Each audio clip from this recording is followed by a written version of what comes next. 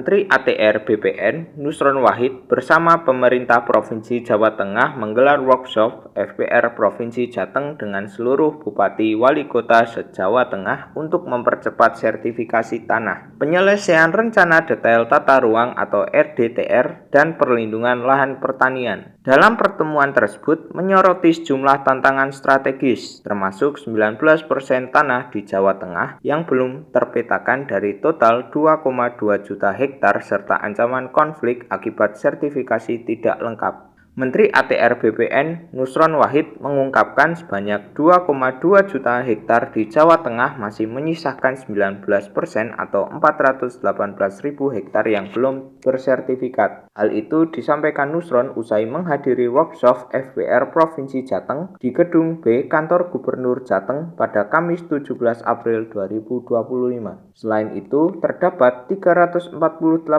hektar tanah berstatus KW, 456 memiliki sertifikat namun tanpa peta kadastral. Warga pemegang sertifikat itu diminta untuk mendaftar ulang ke kantor pertahanan setempat untuk menghindari sengketa di masa depan. Pemerintah pusat dan daerah berkomitmen menyelesaikan RDTR Jateng yang baru 60 dari target 322 dokumen. RDTR menjadi kunci kepastian hukum bagi investor, terutama untuk lokasi industri dan permukiman yang tidak menggerus lahan pertanian.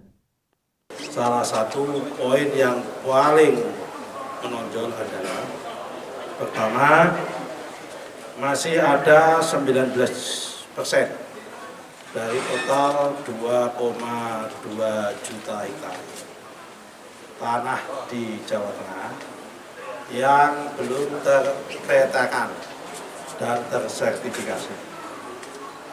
Dan ini bisa menjadi rentan konflik pada kemudian hari kalau tidak segera dipetakan dan disertifikasi.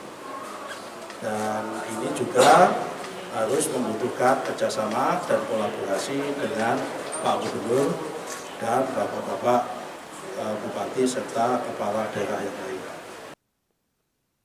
Sementara itu, Gubernur Jawa Tengah Ahmad Lutfi menegaskan bahwa Provinsi Jawa Tengah harus mempertahankan statusnya sebagai penyumbang surplus pangan nasional. Berdasarkan data Kementerian ATR BPR menunjukkan sebanyak 1.284 hektar sawah di Jawa Tengah telah beralih fungsi sejak tahun 2024, terutama untuk industri dan permukiman. Untuk mencegah hal itu, pemerintah Provinsi Jawa Tengah akan melakukan beberapa langkah, di antaranya memperkuat koordinasi antara pemerintah pusat dan daerah dalam penerbitan izin perubahan lahan, mendorong pembangunan vertikal seperti rusun, sekolah, dan kantor untuk menghemat lahan. Selain itu, Lutfi juga menyampaikan bahwa pihaknya akan menyiapkan 77.000 hektar lahan cadangan perumahan yang siap ditawarkan ke pengembang.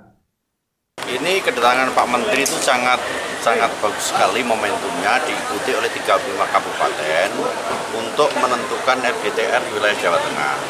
Gunanya apa? Agar kepastian daripada investor dalam rangka eksplorasi Jawa Tengah itu jelas. Kalau sudah RDTR-nya sudah ada, khususnya Bupati Wali Kota, maka secara tidak langsung alas dasar investasi tentang yuridis formal itu terpenuhi. Jadi tanah-tanah kita, investor begitu melihat RDTR kita akan tertarik untuk investasi di tempat kita. Afifah Nur Hasanah melaporkan dari Kota Semarang, Jawa Tengah.